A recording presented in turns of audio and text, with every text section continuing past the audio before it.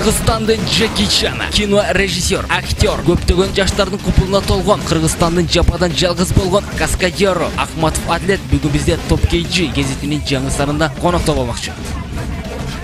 Ахматов Адлет Ош шаарынын Каракулжа районунда 1981-жылы 9 октябрда туулуп өскөн. Бою 173 см, салмагы 64 кг. Билими Ош мамлекеттик университет. Жактырган тасмасы начало. Бир кыз, бир улдун атасы. Ассаламу алейкум, урматтуу агайым туугандар. Мында бүгүн кыргыз киносу аябагында өнүп жаткан учуру, ошол кыргыз киносуна өз салымын кошуп келе жаткан башка актерлордун өзүнүн таң калыштуу түрктөр менен айырмаланып турган бүгүн биздин конокто Ахматов Адлет болмокчу. Ассаламу алейкум Адлет беке. Саламатчылык. Мынакей көптөн бери көрүнбөй кеттиңиз, каякта эмне кылып жүрөсүз, эмне менен алектенип жүрөсүз дегендей алгач суроо ушундай. Көрүнбөй калган себеби акыркы убакта актерлук, каскадерлуктан да тышкары режиссерлук кесип менен дагы мындай алектенип атам десем болот. Ошо акыркы жылдары, акыркы күндөрү ошо бир тасма тарттым. Тайна наследство, мурасыры деп азыр ошо кинонун аркасынан кинотеатрларга коюп атабыз. Коюп жүрөм, ошонун аркасынан жүрөм. Ошо акыркы убакта көп эле суроо берет, эмнеге мындай киного өзүңүз тартылбай калдыңыз, же өзүң тартылбайсың, тартып атасың, бирок өзүң эмнеге катышпай атасың деп. Чындыгында мүмкүн өзүмө ылайыктуу бир роль издеп жүргөндөрмөн, ошо өзүм жазып аткан сценарийде. Анан буюрса ошо алдыда дагы пландар бар. Буюрса могу фильм бүтөрү менен ошо күзгө жакын ошо өзүм ошол мындай айтканда өзүмө арнап жазган фильм неме атам да, сценарий. Мына ошо сизде Топ KG гезитинин угармандары сиз жөнүндө дээрлик маалымат жок. Өзүңүз жөнүндө кысача айтып берсеңиз, ата энеңиз ким, каяктан туулуп өскөнсүз? Өзүм Ош шаарынын Каракулжа районунун кулуну болом. 81-жылы төрөлгөм. Үй бүлөдө эң улуусумун. Атам архитектор, апам азыр домохозяйка эле. Менден кийин эки иним, эки карындашым бар. Үй бүлөлүмүн, бир кыз, бир уулум бар. Сиз өзүңүздү ким деп эсептейсиз? Каскадеру деп эсептейсизби же режиссер деп эсептейсизби? Чынын айтсам, чындыгында мен мектепте кичинемден окуп жүргөндө ошо сүрөтчү болсом деп максат койчумун да. Анан ошо сүрөттү кызыгып, сүрөт тартып жүрдүм, бирок ошо мектепте аягында ошо Джеки Чандын фильмдеринен таасир алдымбы билбейм, ошону көргөндөн кийин ошо каскадер болсом деп максат коюп, анан ошол трюктарды өз алдымча үйрөнүп неметкенден кийин окууну бүтөрү менен эле кайра актер болсом деген максат койдум.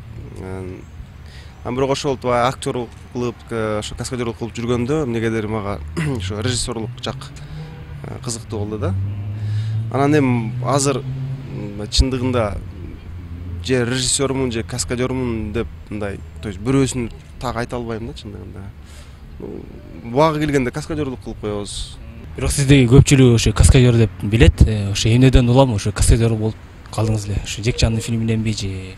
Мага көбүнчө ошол Джеки Чандын фильмдери көбүрөөк таасир берди десем болот. Себеби башында ошо акробатикалык элементтерди кылып жүргөндө, анан ошо баягы оорураак трюктарды кылгандан кийин эмнегедир мындай кызыгуу пайда болду да. Анан ошондо максат коюп баштагам, өзүмдүн бир мектебим болсо, ошондой мектеп ачсам, анан менден кийин өзүмгө окуучуларды даярдап деги эле ошо. Эми мурунда эле биздин кыргыз каскадерлору дүйнөнү дүңгүрөткөн каскадерлор болгон, Үчүн Кудайбергенов дегендей раматылык. Бирок ошонун артын жолдоп, анан ошо дүйнөгө аты чыгарган бир каскадерлор болсо деп Кыргызстандын атын чыгарып. Каскадерди кандай? Бирөөдөн үйрөндүңүзбү же атайын өзүңүз самоучкасызбы? Чындыгын айтсам, каскадерлукту эч кимден үйрөнгөн жокмун. Башында ошо өзүмө окшогон балдарды топтоп эле бири-бирибизден үйрөнүп келип, анан акыркы ошо 4-5 жылдын ичинде ошо өзүбүздүн байкелер менен кошулуп калдык. Ошо Нурбек деген тойчу, Мурат деген байкелер, алар менен көрүшүп, бири-бирибиз менен сүйлөшүп, анан ошолор аркылуу Казакстанга чыгып, анан мындай айтканда профессионалдуу деңгээлдеги мындай трюктарды жасап баштадык да. Мага чейин мындай өз алдыбызча көп нерсесин билчү эмеспиз да, кылат десе кыла берип, мындай көп травма алчубуз. Анан жагы профессионал каскадерлор менен аралашкандан кийин уже мындай айтканда, орусча айтканда тонкостьтарын, нюанстарын түшүнүп калат экенсиң. Анан ошонун аркасынан анда дагы мындай күчөт десек болот да. Ошо каскадер болом дегенге кандай кеңеш айтасыз? Мындай Каякта үйрөнсө болот? Чындыгында бизде азыр ошо каскадер мектеби жок да, чындыгында. Азыр аракет кылып атышат, ачабыз деп, бирок бул дагы деле болсо жанагы акчага такалып калат да. Анан мамлекет жактан чындыгында азыр каскадерлорго колдоо чындыгында жок. Анан биздин өзү киноиндустрия өнүгүп атканы менен деле, бирок каскадерлор анчалык мындай востребованность жок болуп атат да, требование андай неме жок болду. Ошого анан биздин каскадерлор өзүнчө чет жакта иштейт көбүнчө. Азырынча ошо Казакстанда иштейт. Анан эгер үйрөнөм деген балдар болсо, чындыгында билген адамдан үйрөнбөсө, өз алдынча үйрөнсө, көбүрөөк мындайча айтканда травмаларды алып калышы мүмкүн. Бул көп айтат, каскадерлук травма чындыгында мындай неме да, кандай десем, өтө риск чоң чындыгында. Эгер бир аз эле туура эмес бир нерсени кылып алса, же сынат, же майыпка чейин апарып коюшу мүмкүн да. Ошо айтайын дегеним, жаштарга эсте үйрөнөм деген болсо, сразу чоң трюктан эмес, мындай айтканда баягы эң кичи немеден баягы кадамды бирден таштап дегендей. Азыркы учурда спорт менен машыгасызбы? Машыгасыз, кайсы спорт менен машыгасыз?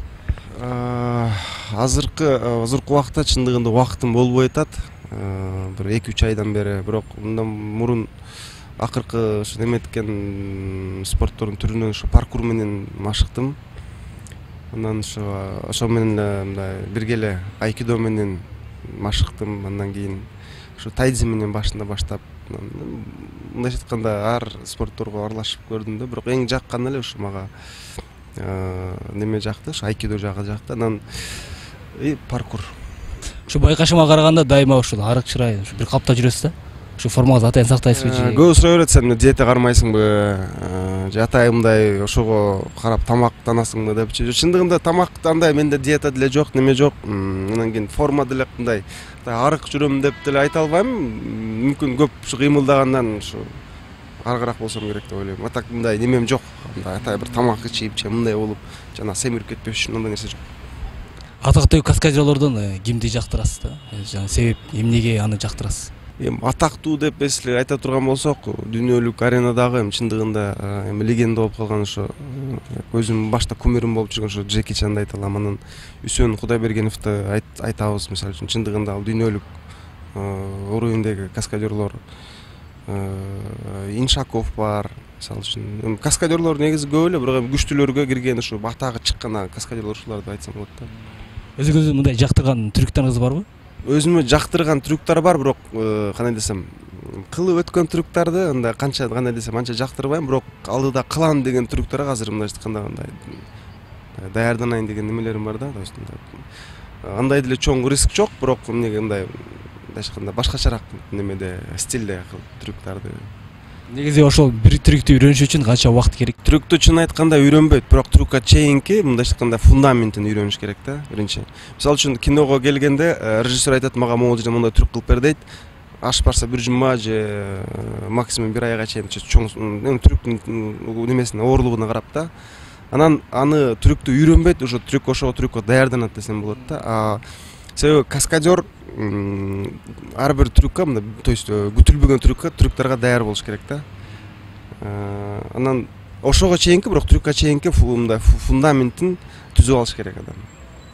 Так трюктардын системасы бардыгы эле бирдей эле да, себеби башында ошо фундамент башында жакшы өзгөчтүрүп алса, анан трюктар калган жагы оңой эле кетет. Негизи каскадерлордо жаракат деген нерсе болот экен, ошол нерсе сизде деле болсо керек. Жаракат канча эмне травма алдыңыз? Эң оор жаракатым ушул моюндун ушу бир сөөгү сынган. Андан кийин бутум, колум сынгандар болгон, ушу кабыргалар, анан чыгып кеткен жерлер. Чындыгында мындай эле отуруп эсептеген деле күн болгон жок да. Жеке жашыңызга кайтып келсек, бактыңызды каяктан кантип тапкансыз?